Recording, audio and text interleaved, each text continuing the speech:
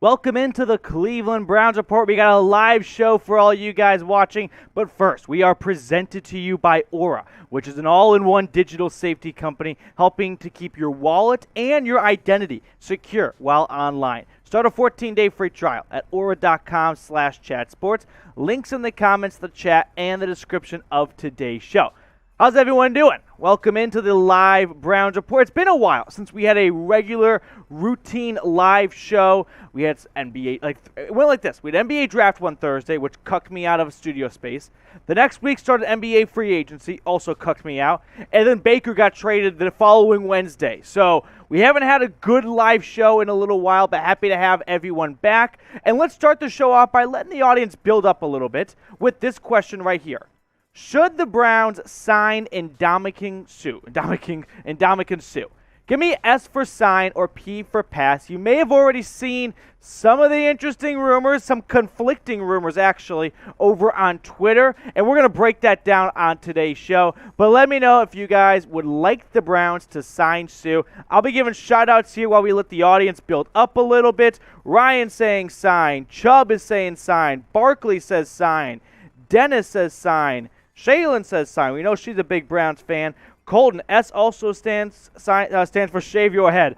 Is that in reference to the ideas of what happens when we reach 10K subs? Because we're 21 subs away right now from reaching 10,000 subscribers. That's a huge milestone. Really proud of the work we have all put in here, right? Producer Marshall. We've got Patrick Seatman coming off the bench to help out as well. And I appreciate all of you guys because I can only subscribe once. There's one sub for me. It's my burner, I will admit. But let me know if you guys want the Browns to sign Ndamukong Suh. And like I said, give me a sub if you have not already. All right, going to get some shout-outs here while we check everything on Twitter just to make sure we didn't miss anything. But Storm says sign. Nick says sign. Zach says sign, but for the right price. That's a good point, Zach. The only thing is, well, not the only thing, but I would assume it'd be close to vet minimum, right? I think that's kind of more in line or as to if he were to sign, how much it would cost. I don't think it would be very much. Let's get some more shout-outs here. Let the audience build up and whatnot. Also, 10,000 subscribers. That's what's coming up here. We are closing in on that milestone. We got a lot of great things coming your way, a lot of stuff we're going to break down on today's show. Like I said, we're going to go over the entire Ndamukong Suh rumors and stuff like that. Plus, we're going to look at, we got a surprise for producer Marsh. We're gonna wait for that surprise, but he doesn't know about it. It's going to pop up on screen, and then he's going to know. And then also, live Q&A. So get those questions in. If you want to be on a Browns mailbag, use hashtag Browns or Super Chat. Let's throw some names and pictures on screen. Josh saying sign. Gregory saying sign. Gregory, minimum agreed. Yeah, I work with that. Chubb, Winfrey, Elliott, and Day need to have the minutes. I get that logic. I do. But also, this is a roster that if Deshaun Watson, in my opinion, gets 6 games or less in terms of a suspension, is a Super Bowl contending roster. Now is not the year to find out what you have in Sheldon Day. That's not what you should be going for when you trade a bunch of assets away to get Deshaun Watson. You should be going all chips in. Young Sky saying 1 year, $5 million. I'm guessing whatever team ends up signing Suh, they're going to put a bunch of incentives on there to make him work for it. Zach saying sign but for the right price. We got Josh saying sign right now. I'm with you, Josh. I'm with you. I'm just firing off a quick tweet here because I forgot to do that earlier so everyone gets to see some behind-the-scenes action before my boss gets really pissed at me, and that's not fun for anyone, right? Oh, I almost hit end stream. That would have get him really pissed at me. Okay, we got a lot of stuff going on here, but let me ask this question really quickly. What is your favorite beer? And I'm asking this question for a reason because we are very close to reaching 10,000 subscribers, and I asked on my last video, what should we do when we cross 10K subs? What would you guys like to see happen as the audience? And someone had a great idea about what about doing a bit of a beer toast to some local beers up in Ohio and Cleveland. I thought it was a fantastic idea. So with that said, what is your favorite beer? I'm going to crack open mine, which is always a free beer. And then after that, I like a good Coors Latte. I like a good Blue Moon, but it has to have the orange. If there's no orange, we're wasting our time. The orange is 90% of it. But I don't like oranges with other beers. That's trying too hard. Stay in your lane. It's Blue Moon or nothing. All right, I'm surprised we made it this long without asking this question. Shout out your city, right? Where is everyone watching from right now? One of my favorite parts about the Dog Pound is how far and wide it stretches, right? Coast to coast. It knows no boundaries. All four corners of the globe. Where are we all watching from? Nick says summer shandy. Love a good summer shandy. We got a Dallas Blonde in the chat. Chubb, I don't drink. All right, well, you can go with your favorite soda. Nick, the orange is the... Yes, exactly. Love a good orange. Ryan's in Dayton. Gregory, Keystone Light. I think Gregory just turned like 18 or something. We gotta get you a better latte there. Josh says Lynchburg, Ohio. Alliance from Adam. William is in Clayton, North Carolina. Dennis is in Brunswick. Jared's rocking the Coors with me. Get your favorite beers up on screen when you comment or shout out your city, like Gregory, who is in Salem, Ohio. Let me know where you guys are watching from. Shout out your city. We're in Dallas, Texas. I almost forgot to say where we are. That's where the Chat Sports studios are located, so a lot of Cowboys fans around here. I remember when we first moved down, my girlfriend and I. Yeah, I know. No big deal or anything. Subtle brag. But we went to Buffalo Wild Wings for the Cowboys-Bucks Thursday night game last year, and every time Amari Cooper made any play, everyone in the entire bars went, Coop. So I'm kind of excited to see that like translate over to the Dog Pound this upcoming fall. All right, I'm almost done with my Twitter. That way I'm not going to get in trouble because maybe you guys have been here before. You know what I'm talking about. All right, 1 second. Browns live. There we go. Okay. 3, 2, 1. Marsh, can you retweet that from Maine, please? All right. Let's get back in the zone, Matthew. We got a stadium name challenge. Who remembers about a month ago? This was the last time we had a good live routine show, right? We were doing a stadium name challenge because First Energy might be out. We haven't heard anything on that in a little while, but I promised you guys to get down to our final results. And these are the top 2 vote getters.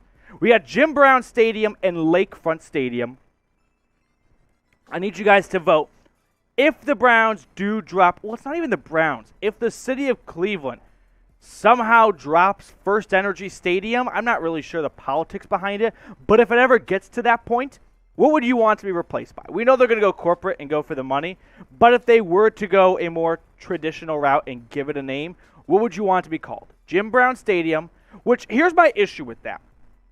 I think if you named it Jim Brown Stadium, the number one thing searched on Google that day will be, is Jim Brown alive? Because everyone would probably assume, oh, they must have named it after Jim Brown. Did he die already? No, he's alive and well. Like, Marsh, did you know Jim Brown was alive? All right, Marsh gives me like a subtle, like, yeah, but I don't really know if he actually does know he's alive. So that's my issue. When you name things after people who are still alive, I think then it's just like, all right, clock's ticking. Like, Coach K, like, that was just the most selfish thing ever. Or Lakefront Stadium. I think that's a great name for it. All right, Dennis is going with Lakefront. Nick, Lakefront, but anything with First Energy without, yep. Nick says Lakefront. All right, so Lakefront's running away with it right now. I got to go back and find the first person that ever commented Lakefront Stadium to give them their proper credit. That's how I'm going to spend my Saturday now. I'm going to be diving into YouTube comments. Yeah, the Dog Pound, Josh, I agree. I was surprised that did not win, but you have a Dog Pound in the stadium. So it would be a bit redundant to have a Dog Pound in a Dog Pound. But now you can kind of go, we got the Dog Pound in Lakefront Stadium. You're complementing 2 aspects of the city and the team. All right, before we start getting into the latest news and rumors, Aura is our proud sponsor today. Make sure to keep your identity secure with extensive monitoring of your personal information because, let's be honest, we sometimes put all of our stuff on Google Chrome and just trust that it will never get into the hands of hacksters. Well, Aura is going to make sure that you are secure and protected online. Plus, they are offering the Dog Pound a 14-day free trial. When you go to aura.com/chatsports, links in the chat, it's in the comments, it's in the description. Start it today, and that way you are never at risk of being compromised online. We have a mailbag coming up in today's show, so if you want to be on that mailbag, it'll be the final segment of our 3-part show today. Use #Browns, or you can super chat, skip the line, guarantee a spot on screen. We haven't had a super chatter yet. If you get a super chat, I'm going to drink anyway, but you get a beers cheers for me, and you get to talk about whatever you want to put in your super chat. 81 people watching. just 17 likes. What are we doing? Those are rookie numbers. You got to pump those numbers up. So if you think the new Steelers Stadium name sucks, Acrisure, it sounds awful. It is not bottom 5. It's in its own category of worst NFL stadium names out there. Yeah, Marshall right now, you want to unmute yourself, join the show? Take your headphones off, though. Yes, so Acrisure, is that how you say it? It's an insurance brokerage firm, yes. That sounds something like my physical therapist would recommend for my bum shoulder. Yeah. That's what it sounds like. It is one of the worst names ever. Guaranteed Rate Field, where the White Sox play, I think is the worst name in all of sports stadiums, but this is really close to it. It's definitely the worst in the NFL. I think the other worst might be like the Texans play at NRG. What is it, Marshall? NRG Stadium. No one knows what that is. Just who gets pumped up going to the NRG? No, that is one of the worst stadium names. This has to take the cake, though. All right, here's what we got on tap for everyone today. The latest Browns news and rumors around Ndamukong Suh. Plus, we got some other interesting little tidbits and stories out there in the middle of July we're going to round up. Also, a live Q&A, so make sure you get your questions in. Hashtag Browns or Super Chat. Here's the deal. We have a software here. It pulls the hashtag Browns. If you put a space, it doesn't pull. Now, producer Marshall's pretty good at his job, but don't make work 10 times more difficult for him. Please use hashtag Browns. You're 10 times more likely to get your question on screen that way. And then 3 surprise cut candidates. That's right. We're going to look at ESPN's 53-man roster projection for the Browns and notice some missing names from that and break it down. But, yeah, here we go. Let's give everyone clap it up for Ryan. Hashtag Browns, would you rather sign Suh or Fuller? Ryan gets it. It's not his first rodeo. Cheers to you, buddy. If you don't format it, this is what keeps Marsh up at night. Your SOL, that's what he says. All right, I think we are ready to dive into the show. Marsh, we ready to blast off? Okay, here we go. We got the latest Browns news and rumors coming your way right now.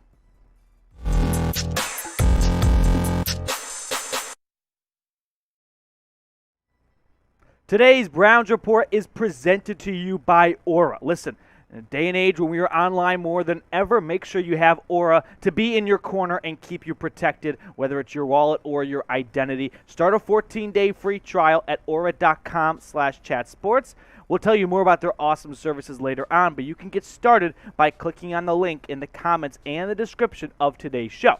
So, today's Rumors Roundup is going to involve our good friend Bernie Kosar. We're going to use the Bernie heads as sort of a scale of believability. So we've picked up some new subs since we last used this. So I thought it'd be a good kind of refresher for everyone. The way this works is we take a rumor or story and we assign it 0 through 4 Bernie heads. 0 is fake news. The story is fake. It's not going to happen. And we work our way up to 4 Bernie heads, which is Believeland. You can take it to the bank.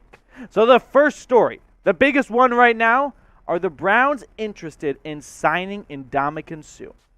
I give it 1 Bernie head. I don't think it's fake news. I think there's a little bit of truth to when there's smoke, there's fire. But if you missed it, here's what basically went down yesterday. So we had some random guy with a check mark who works for USA Today that I'd never heard of, named Tyler Dragon. I think that's an awesome last name. So I'm just going to call him Mr. Dragon. Mr. Dragon tweeting out, the Browns are another team interested in Ndamukong Suh per a source. Expect Suh to sign with a club closer to the start of training camp. The Vikings and Raiders are 2 other teams that have talked to the free agent defensive tackle. So Mr. Dragon tweets that out.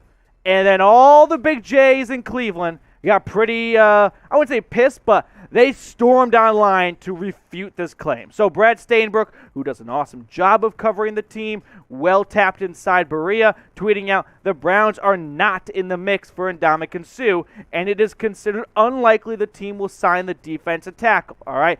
Then a little bit later, MKC, who's across the pond in London, dealing with Big Ben, tweeting out, have written several times this offseason that the Browns are not interested in Ndamukong Suh. Nothing's changed. All right, so I know that per Twitter she's in London. It's like 6-7 hours ahead, so that puts her in the range of tweeting around 9-10 p.m. You know she had to have been pissed off when she saw this and she's on vacation and she has to spend, even if it's just a little bit of time, tweeting out, shutting down a fake news, some fake story that some guys just ran with and is getting everyone in Browns Twitter, Mr. Dragon, all riled up, all right? Listen, here's kind of my spin on this. Barring a training camp injury, I don't see Ndamukong Suh coming to the Browns.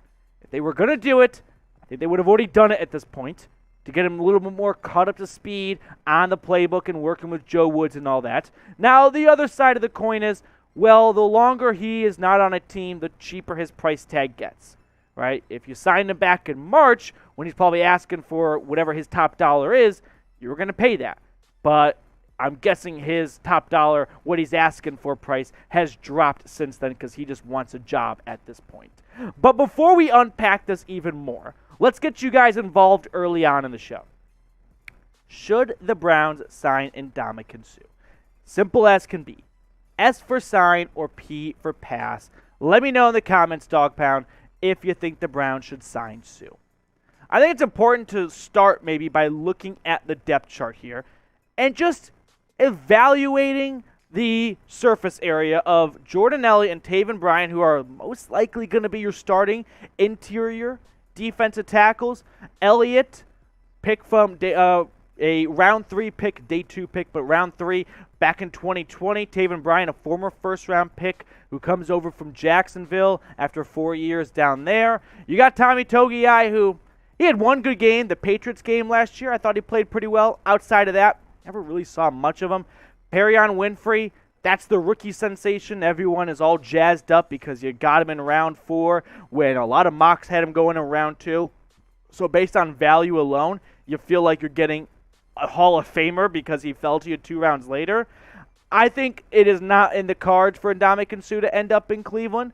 But what about a guy like Sheldon Richardson? All right, Mary Kay writing just the other day that would most likely be a better name to keep an eye on if Andrew Berry decides, you know what, I had a lot of faith in Jordan Elliott and Tommy Togiai taking a bigger and next step this year now that Malik McDowell and Malik Jackson are gone. But if they're not making that step, and if one preseason game turns into 2 preseason games where the Browns starting defensive line is not shaping up against some other team's backup offensive lineman very well, that's when you could see Barry go, all right, I gambled and it didn't work out well, but we can still make a, recover our losses by bringing in a vet like Sheldon Richardson who knows a thing or two about playing with the Browns. Now, of course, last year after he was cut, he went and signed with the Vikings, where I thought he was pretty productive, right? Just on a pure stat basis, 6 tackles for loss, 3 sacks. But doing a deeper dive into that, our new guy here at Chat Sports, Patrick Seaman, he's a big Vikings fan. We talked about Richardson before today's show, and that was one of those players where anytime a fan of another team goes, yeah, I wish we brought him back, and your team gets him, you feel like you just won the lottery a little bit because you got, affirmation from the earlier fan base that you got a good player. So I think there's still a lot to be said about Sheldon Richardson, and he's going to end up somewhere. He had a good 2021 season. He can help out in the middle of the defensive line, start clogging up some pores, and bringing down some running backs.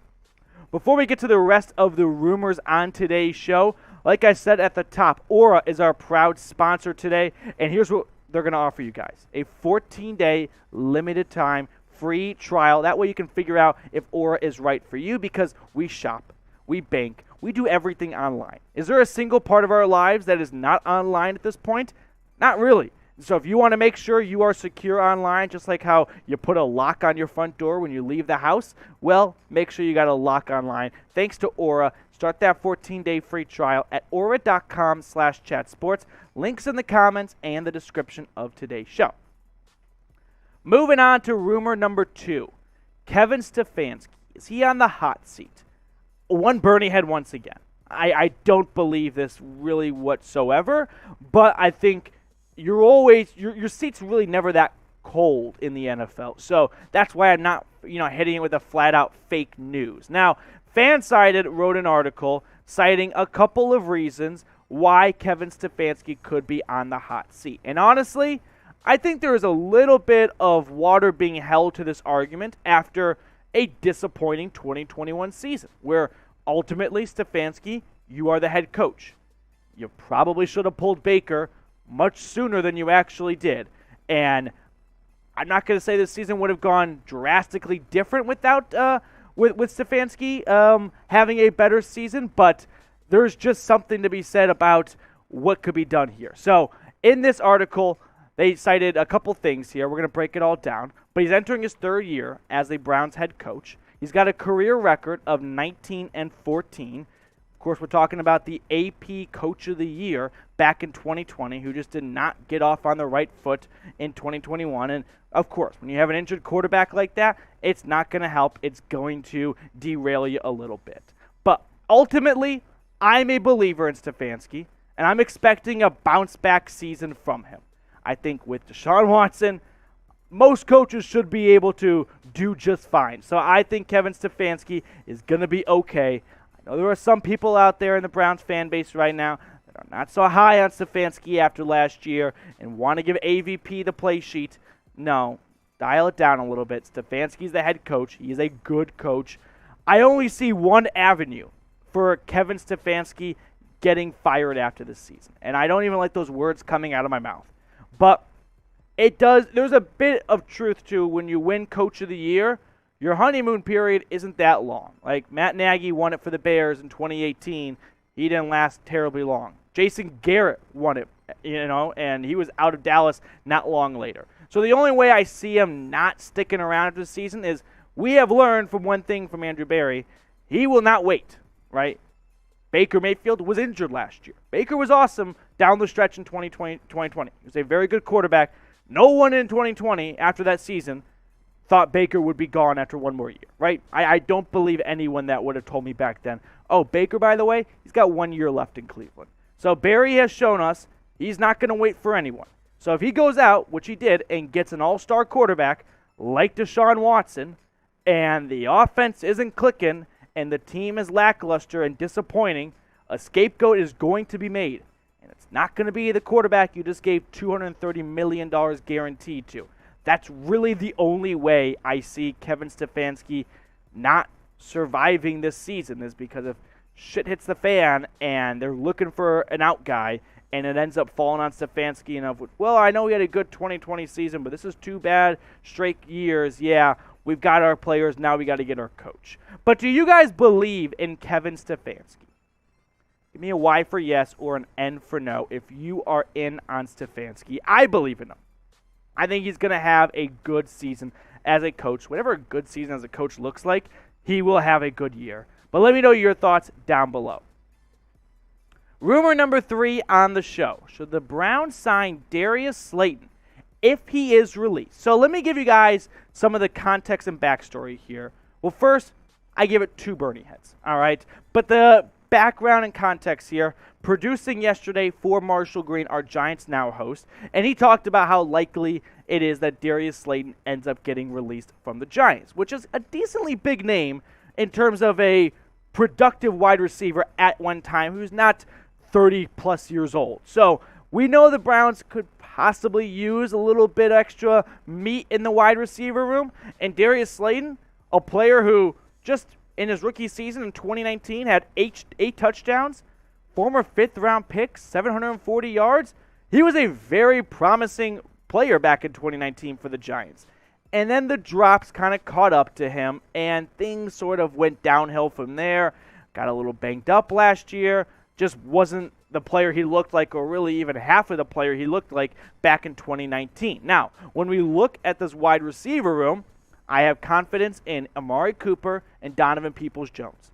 I am very, very optimistic and believer in David Bell being fine, but we can't guarantee it. He's a rookie. Anthony Schwartz, I'm kind of in the middle on. He was banged up last year, but he's a track star. But not all track stars can be football players. It doesn't work that way. So I'm open to signing Darius Slayton if he ends up getting cut by the Giants, because he also has a bit of a contract where he's due over $2.5 million, and that could be a clause, or that could be a reason why the Giants ultimately decide to move on from Slayton, and they've drafted Wan'Dale Robinson out of Kentucky, signed Kenny Golladay last year. They've got some other pieces there. I mean, Kadarius Toney, so maybe Slayton is just kind of the odd man out in New York. Ultimately, though, what I'm really trying to get at here is whether it's Darius Slayton or not, I could see there being a way where a reality where the Browns sign some of these players that get cut by other teams because they don't want to trade for Darius Slayton. They don't want to give up a pick, even if it is a 2020, if it's a 2030 7th round pick. Why not just wait until he probably gets cut, whether it's him or not? Kind of like Kadarius Hodge last year.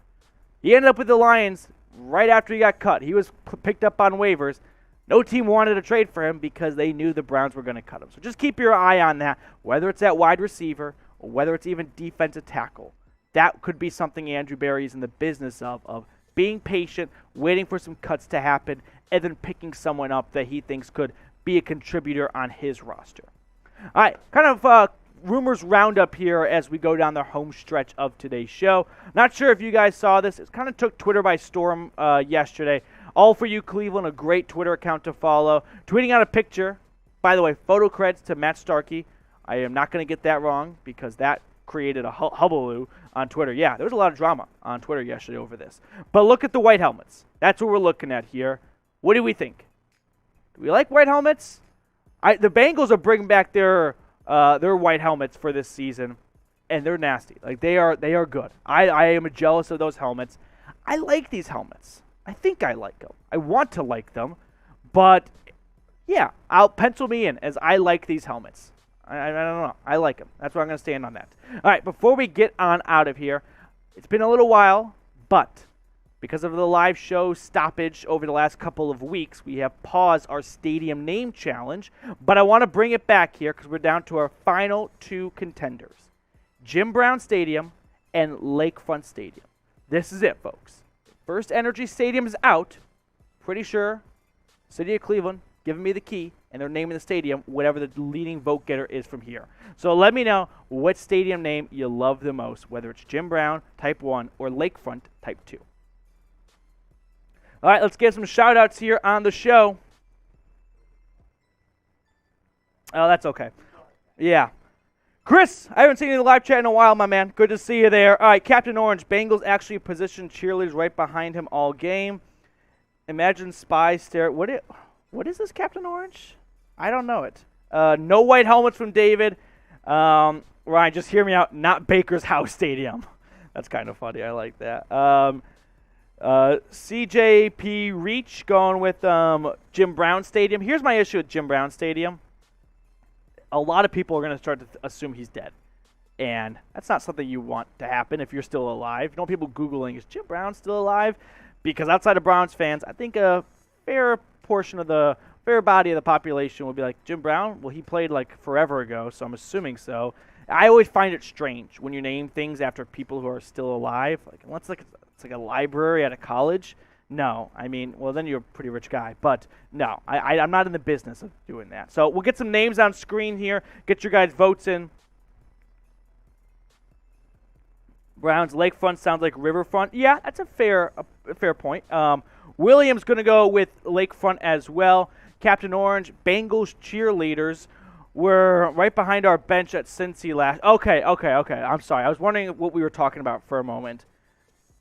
I mean, you're going straight to horny jail, dude. Come on. Yeah, save some for producer Marsh. He's on a cold streak. All right. If you guys know any good Browns girls out there, he's a Giants fan, but we can convert him. Rick says Jim Brown Stadium. Ken says Lakefront Stadium. Oh, we got a super chat. CJP.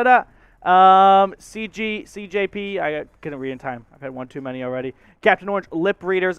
You know what was used to be funny? Remember those NFL bad lip reading videos? Do they still make those? Those were the best when they were at their peak. I loved those. David saying no white helmets. Chubb saying if it's a new color rush. All right, here's our super chat. Cheers to you, Tyler Becker. Didn't even realize you were live. Just wanted to say thanks for all the content you make. Go Dogs and go Zach Wilson. Yes. Okay, first off, cheers to Tyler. Cheers to Zach Wilson, although he's Mormon, so he wouldn't drink. Might be not a good practicing Mormon. But I've never been a fan of this concept of, like, I love the Browns, but I love this other, like, Justin Jefferson on this other team. I've always been like, no, you like one team, and you only like the players on that team.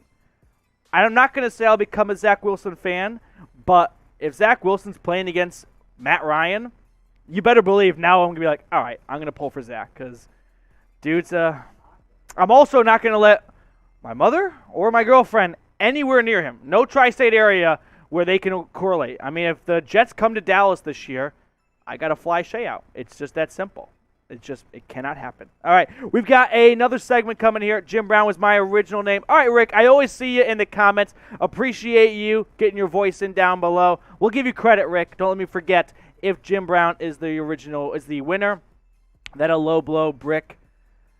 I don't get the joke. I don't know. We love you, Captain Orange. All right, here's what we got coming up next. We have ESPN's 53-man roster projection. So what we did basically was what I did. Looked at Jake Trotter's 53-man roster projection. Scanned through it. Noticed this name isn't there, this name isn't there, this name isn't there. So cut candidates essentially, but kind of surprise ones because we're not going to talk about the UDFAs that were cut from there. Although I originally did include Isaiah Weston because the guy's awesome. The guy's a beast. He was so good at UNI. But no, he is not a cut candidate. Spoiler. All right, Marsh, are we ready on the ones and twos? All right, here we go. Let's get ready, guys. Before we jump into today's show, I want everyone to get involved early on here at Chat Sports. Be the chat in it. Give me a Brown surprise cut candidate. Someone who might not make the team that would come as a bit of a surprise. Let me know what you're thinking down below. Today's Cleveland Browns report by Chat Sports is presented to you by Aura, which is an all-in-one digital safety company that has so many great benefits and features we're going to tell you all about in today's show. But right now, they're offering the Dog Pound a 14-day free trial at aura.com/chatsports. Get started. Links in the comments and the description. You will not regret it. Make sure you get yourself hooked up with the best online security coverage out there thanks to Aura.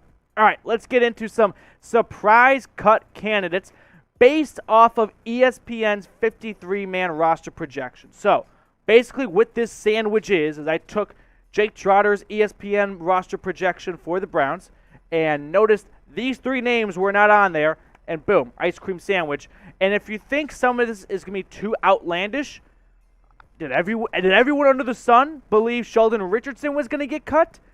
Kind of happens every year. Not every team has a surprise cut, but the Patriots surprisingly cut Cam Newton last year. Not many teams saw that coming. Not many people did. So just bear with me if you're like, this is ridiculous, redonkulous, I'm out of here. No, happens every year. All right, first surprise cut candidate, D'Ernest Johnson. Yeah, that's the biggest name we're going to get to most likely. He was not on Jake Trotter's 53-man roster projection. So, here's who Trotter had making the Browns roster in the running back room. Nick Chubb, Kareem Hunt, locks. Jerome Ford, a 5th-round pick, lock. Demetric Felton and Johnny Stanton. Those are two more interesting names he had making the roster over a D'Ernest Johnson. Now, I've got a couple bones to pick with this here. Biggest bone would be the Browns, remember, they had the restricted free agent tender for Johnson, and then they inked him to a 1-year contract. Where in that contract, which was very similar to the tender, but the only difference was $900,000 became guaranteed. Why would you guarantee $900,000 if you were not certain or close to certain he would be making the roster, right? I don't understand why Andrew Berry would give him that kind of... I know it's just $900,000, which in NFL terms is just a drop in the bucket, but there's something to be said about what the Browns were thinking and what Andrew Berry was planning when he made that decision, right? Now, Johnson last season for the Browns, when his number was called, he was awesome. Starting in Week 7 on Thursday Night Football, 146 yards on 22 carries, should be 2 touchdowns, and should be 149 yards, but he went down at the 3-yard line to run the clock out. And then Week 10 against New England, almost gets to 100 yards on 19 carries. And then to end the season, after all was lost, With 25 carries, he was able to accumulate 123 yards and 1 touchdown. So the only thing I could see happening where Johnson does not actually end up on the Browns roster is he gets traded. This is a player I could see very well being dealt during training camp and whatnot for 2 reasons, and I might think of another one. But one reason being, you saw last year when the Rams lost Cam Akers, what did they do? They picked up the phone, they called New England, and they brought Sony Michel in. Now, you also saw a team like the Ravens last year. Now, I know the Browns and Ravens wouldn't make a trade anyway, but just stick with me. The Ravens, when their running back room got decimated, or when the Titans lost Derrick Henry, they didn't make any trades. They looked to free agency. So there could be something to be said about GMs going, listen, trading for a running back, I'd rather just sign someone, knowing that, sure, Darius Johnson is better than some random Joe off the street who hasn't played this year, but I'd rather hold on to my day 3 pick than pick up Johnson when I could get decent substitute off the street. Another reason why I think Darius Johnson, or kind of just rounding out the entire Darius Johnson cut candidate scene, is they gave him $900,000 guaranteed. I think for a very deliberate reason, which is no team now believes he's going to get cut, which other teams may have thought, and that's why they're like, well, Johnson might get cut. We'll wait and just sign him once he gets released instead of trading for him. No, I think the $900,000 guaranteed might fend some GMs off with that mindset. But what do you think will end up happening with Darius Johnson? Does he get traded? Does he stay in the Browns roster? Does he make the 53-man roster? Or does he end up getting cut? Let me know in the comments what you think will end up happening to DJ. My next surprise cut candidate, it's not a huge surprise because this roster is pretty loaded, but it's Stephen Weatherly, a free agent signing from the Denver Broncos just a few months ago back in the peak of free agency. Now, we're going to unpack this more in just a moment, but first, Aura, like I said earlier at the top of the show, is our proud sponsor today. And if you've got some family members who you want to be included kind of under an umbrella of your plan, that's what Aura is good for. You can have up to 5 members on your plan. That way, not just yourself, but everyone in your household is protected because we are online more than ever. And here's the deal. We also have way more of our information online more than ever. So do not be a victim of a data leak or have your identity stolen. Start a 14-day free trial at aura.com/chatsports. Let's check out ESPN's roster projection for the entire defensive line. A lot of obvious locks: Garrett, Clowney, Jordan Elliott, Taven Bryan, Perrion Winfrey, Tommy Togiai, Alex Wright, Chase Winovich. I would say all 8 of those guys are pretty much locks. Maybe Tommy Togiai. No, he is. They all are. I really would be blown away, but it could be a surprise cut, kind of like Sheldon Richardson. Anywho, Isaiah Thomas, that's a 7th-round pick out of Oklahoma. He might be a practice squad guy if he doesn't prove it in camp. And Sheldon Day kind of right there on the line as well. So no Stephen Weatherly making this roster, who has had a bit of a slowish, no, that's not fair to say, right? He was a UDFA, if memory serves me correct, started off in Minnesota, went to Carolina, went back to Minnesota, then he got traded to Denver last year, 8.5 sacks in his career. Ultimately, Stephen Weatherly, if you don't know his name, that's fine. He was signed as an insurance policy, so to speak, in case Jadeveon Clowney did not re-sign. Now, I remember before Clowney re-signed, there was this feeling of Clowney's going to re-sign. It's just a matter of when. Well, maybe it wasn't always that much confidence on Andrew Berry's side, and that's why they brought in Weatherly, just in case they don't get Clowney back, because now it looks like if Watson didn't come to Cleveland, Clowney wasn't returning to the land. So I think that Weatherly was signed as an insurance policy. I also think he could be traded during training camp. You might see a couple teams lose a defensive end, an edge rusher. Weatherly would be a prime trade candidate because the Browns have extra defensive ends all of a sudden after maybe looking a little short at that position. You traded for Chase Winovich, you drafted Alex Wright, you brought back Clowney. You could probably live without a Stephen Weatherly. We've got more we have more cut candidates to get to in just a moment. But first, make sure you're not only subscribed here to the Browns Report by Chat Sports, but you also got your notifications on, all right? The bell icon, right over here, click that set it to all. That way when we have live shows or breaking news happens, you are in the know. So make sure you turn your noties on. Third and final surprise cut candidate, Josh Dobbs. It's not a huge surprise, right? But there are some stipulations. So that's why I'm tossing him in here. This isn't a stop what you're doing. Josh Dobbs could get cut. But as the third string quarterback, that's sort of expected. However, if Deshaun Watson is suspended, which now I'm just kind of pivoting Dobbs getting cut into this conversation, Dobbs would make the roster. Now, my next question would be, who would Dobbs replace if he's on the active roster? So, if Deshaun Watson does not make the roster, I'm getting all twisted up. If Deshaun Watson gets suspended, who would Josh Dobbs take on the roster? Demetric Felton is what I'm trying to get to here.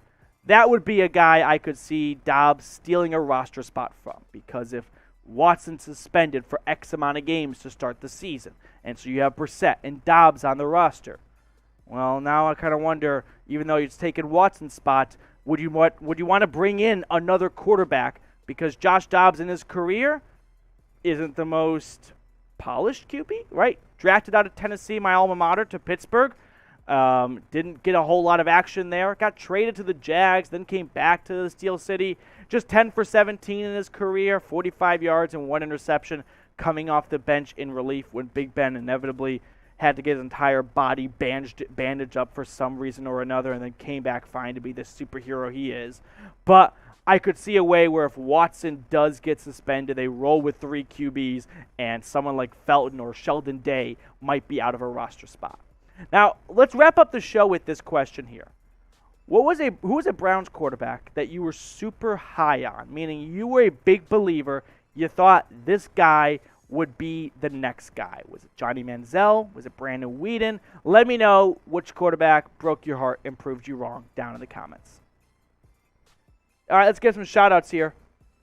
You can tell the Coors are catching up to me. Browns QB, okay, Scorpion. It's okay that you're late, but you can't put the space bar between the hashtag and the Browns, or Marshall's going to punch a hole in the wall. Kind of like Andy Bernard when he couldn't find his phone. That was an overreaction. All right, Tim Couch, yeah, Darko. Let's see what some other ones here. Colt McCoy says Soul Train. We're in Dallas, Texas. Everyone in Dallas, Texas, everyone in the whole state of Texas thought Colt McCoy would be the next coming of Jesus Christ. All right, Darko going with Tim Couch. We'll get some other ones here. Hugo says Bill Nelson. Scott, Johnny broke my heart. I'm with you there. Okay, young me, because I'm trying to think how old I was back when Brandon Weeden got drafted. So 14-ish years old, yeah. I knew that Brandon Weeden would suck because no quarterback pushing 30 almost as a rookie was going to work out well. I never understood what was going on in the minds back then.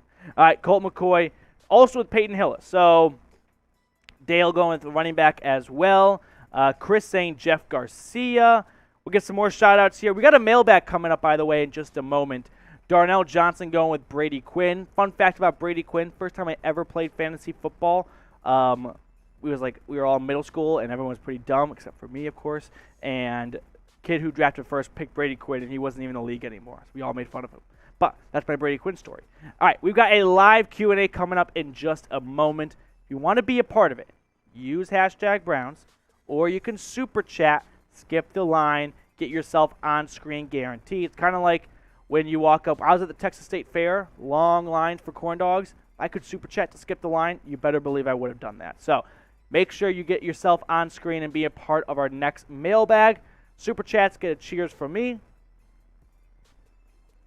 We got enough questions in here. Gregory saying Baker Mayfield. Okay. That's a tough one to dissect. I don't know if you'd call Mayfield a bust yet. Yeah. What's that? Yeah. Yeah. So that's the thing, is like when you talk about Baker to non-Browns fans, they don't, and I understand why, but they just can't comprehend why the Browns moved on from Baker. It's one of those things where it's like, if you were there and you had the opportunity to get Watson, I'd see why Andrew Berry would make that jump. All right, Marsh, are we ready to jump into our mailbag? Okay, here we go. Let's dive into a Cleveland Browns mailbag. Welcome into the Cleveland Browns Report. Matthew Peterson here, inviting you all to subscribe to the channel. That way, when we have live mailbags, which we do during our live shows, which air every single Thursday at 4 p.m., you can be a part of them, like my friend Chris is, who asked our first question via a super chat. So cheers to you, Chris. Who makes the playoffs first, Baker or the Browns? The Browns. I wish I could really give you much more of an elaborate answer, Chris, but I like the train of thought.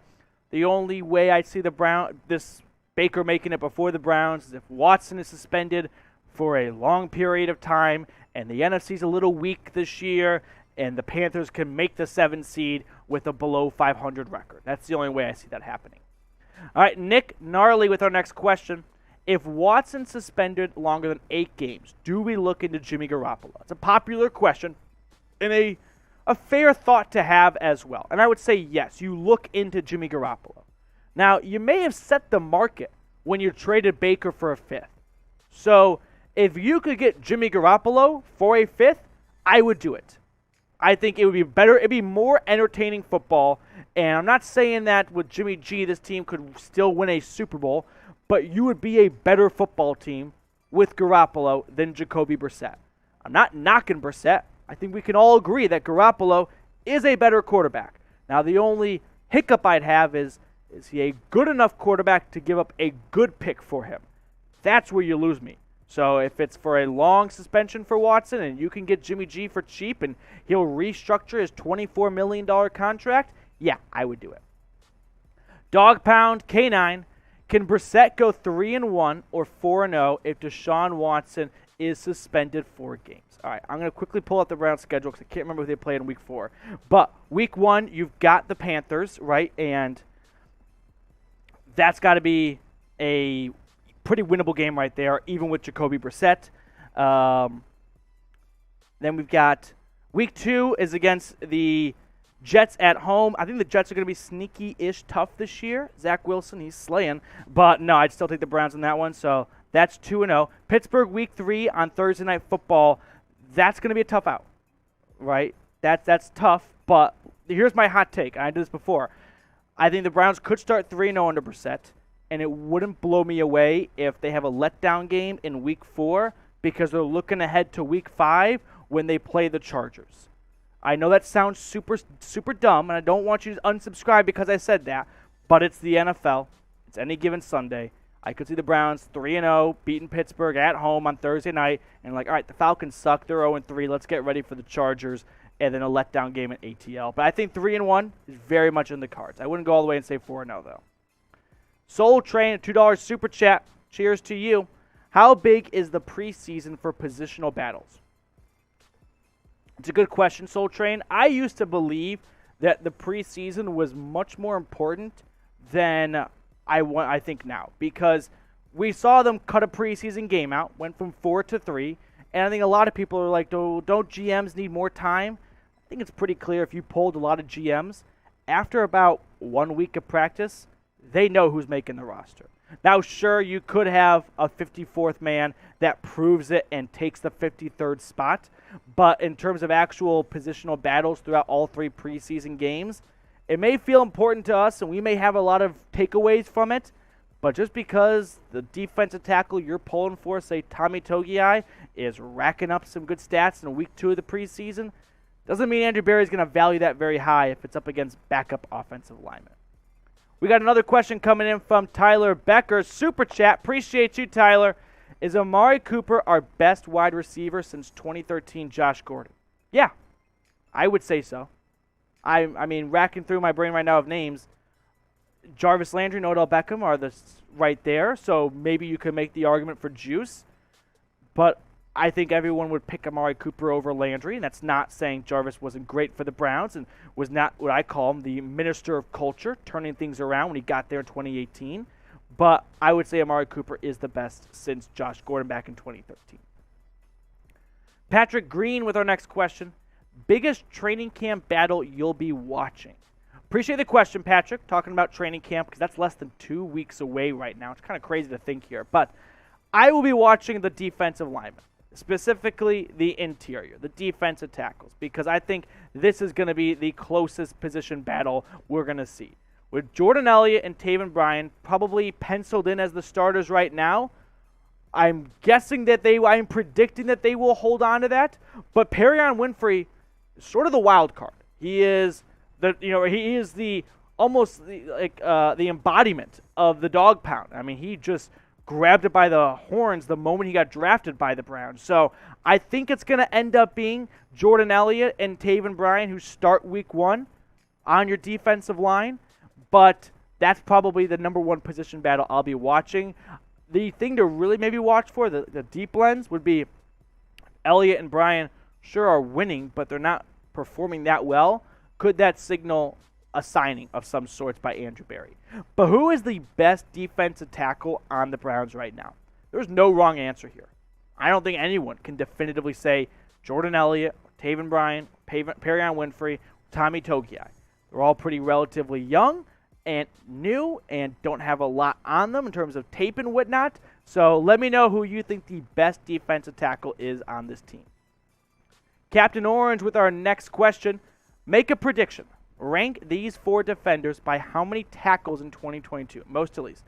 JOK, Anthony Walker, Grant Delpit, John Johnson. I'm going to go Anthony Walker. He's going to, your middle linebacker is just going to, a lot of plays are going to be funneled to him. So I'll go with I was about to say number 4, but he's number 5 now, Anthony Walker. I'll go JOK second. I just remember I'm pretty sure it was the Vikings game where he kind of really emerged onto the scene and he was making great tackles behind the line of scrimmage. Now it's like, now that's a guy. That's a dude right there. So I go Walker, JOK. I'll go Grant Delpit, then John Johnson. Those are going to be my 4 in order right there. Ryan with our next question on the show. Would you rather have Suh or Fuller? Great question, Ryan. It's a little bit dependent on the quarterback situation. If you have Deshaun Watson for most, if not all, the season, I'll take Ndamukong Suh because I believe Watson can make David Bell, Anthony Schwartz, Donovan Peoples-Jones into great wide receivers. Now, if you have Jacoby Brissett, maybe you want to bring in an extra wide receiver to help him kind of move the offense along. So I kind of giving you a cop-out, but ultimately I'll still say Ndamukong Suh. I think he could help mentor this defensive line pretty well and keep the ball moving. Now, if you want to be on our next award-winning mailbag, it's really simple stuff here at the channel. You just got to subscribe. It's absolutely free, and you can be like my friends Ryan, who are getting themselves on screen and being interactive and a part of the show. And if that's something you are interested in, make sure to hit that red sub button and get locked in for the best Cleveland Browns YouTube coverage out there, putting out daily videos for you guys. Gregory H. has our next question on the show. Does anyone truly see the Browns paying Jimmy G? That's a tall order, I feel like. It is when you think that they're going to pay him $24 million. Now, here's what's going to happen. If/when Garoppolo gets traded, that $24 million base salary of his is going to be restructured. When GMA calls the 49ers saying, we want Garoppolo, and John Lynch is there, and he goes, all right, let me talk to Garoppolo's agent, and all 3 of us can work out the deals because let's just say it's the Browns, right? Let's say Andrew Berry actually calls the Niners, calls John Lynch.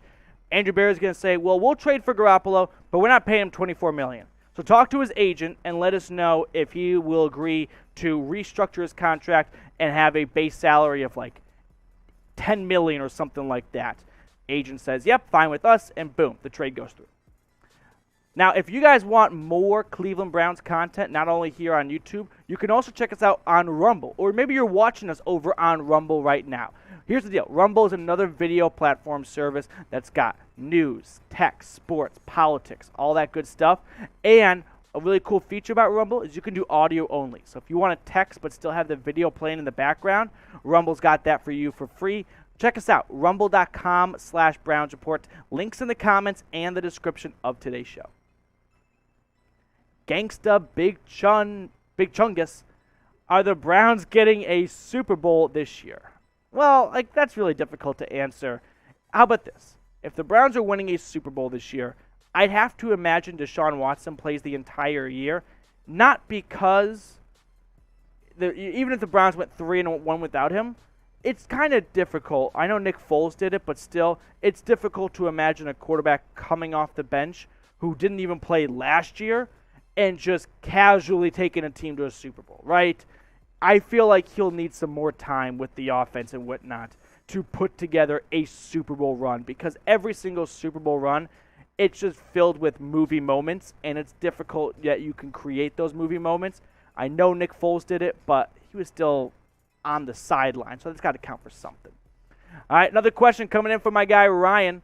If Kareem Hunt has a good start to the season, do we get a day 2 pick if we trade him before the deadline? It's a good question. I actually will go with this.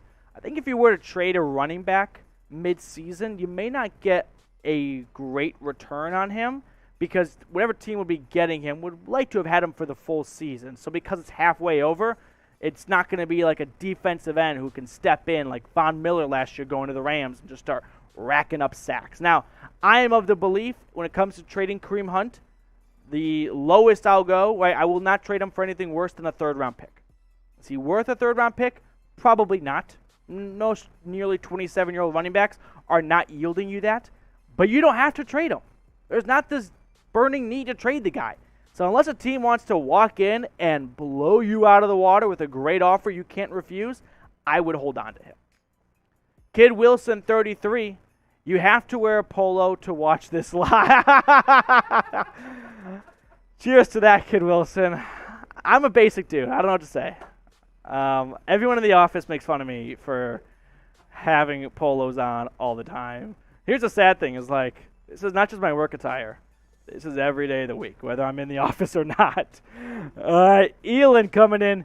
Can we talk about Amari Cooper for a minute? He got lost in the Watson and Mayfield news, but how do you think he'll play this season? Love the show. Hope you love the shirt too, Elon. Let's go back to Amari Cooper. Okay, so we got some stats on Amari Cooper I think we can get on screen. Thank you, Marshall. So Amari Cooper, let's just quickly revisit what he's done so far in his career. Former top 5 pick back in 2015 for the Raiders. He's kind of sneaky young, by the way. People don't realize that about him. He's 28 years old, but 27, 28. But last year with the Cowboys, 865 yards, just 8 touchdowns, a bit underwhelming, especially when you had Dak Prescott for almost the entire season. So here are my projections for Amari Cooper in 2022. Ballpark 115 targets, 85 receptions, 1,100 yards, and 6 touchdowns. Now, the Browns, they only traded basically a 5th-round pick to get him because, or a 6th-round, whatever it was, because they took on $20 million contract from Cooper, who signed a 5-year, $100 million extension with the Cowboys. So I'm curious to see if Cooper's a long-term plan-ish, or longish plan for the Browns, or if it was, hey, we could get him for pretty cheap. He'll make our football team better. We lost Landry. Let's go get Coop. But let's welcome Amari Cooper to the Dog Pound. Spam Coop down with, that's what all of his fans, Cowboys fans, Raiders fans, that's what they say when he catches the football. So spam Coop down in the comments below to welcome him to the Dog Pound. All right, let's get some shout-outs. Kid Wilson with the roast of the year.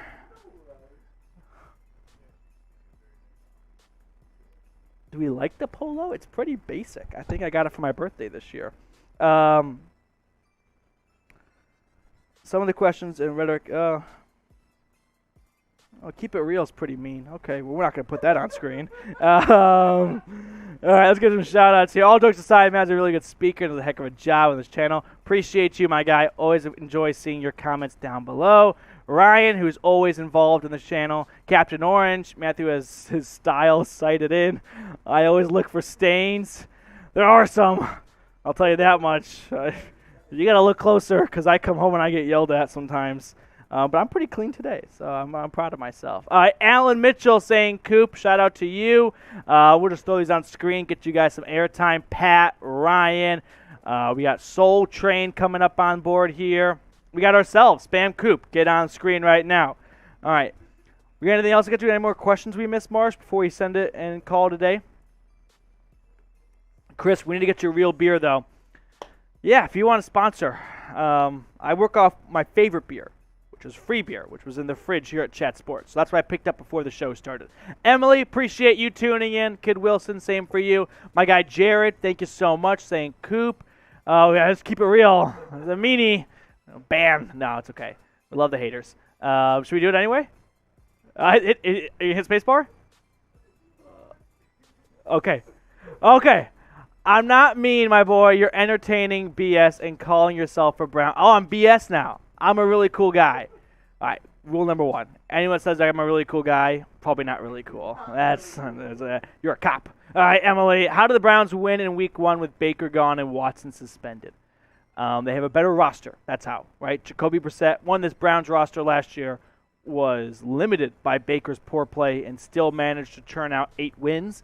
This Panthers team is not really talented. This Browns defense should be able to destroy and control the game. Rick, I try and watch every show. Love you guys. Thank you so much, Rick. Appreciate your kind words. Ryan, here we go. Brownies, here we go. Woof, woof. All right, I think that's going to do it. We got some other work to get to here at Chat Sports. Appreciate all of you guys for tuning in. I know it's been a little while since we had our last live show, but thank you so much for making us a part of your day. We'll see you guys later with more Browns news and rumors in the Polos.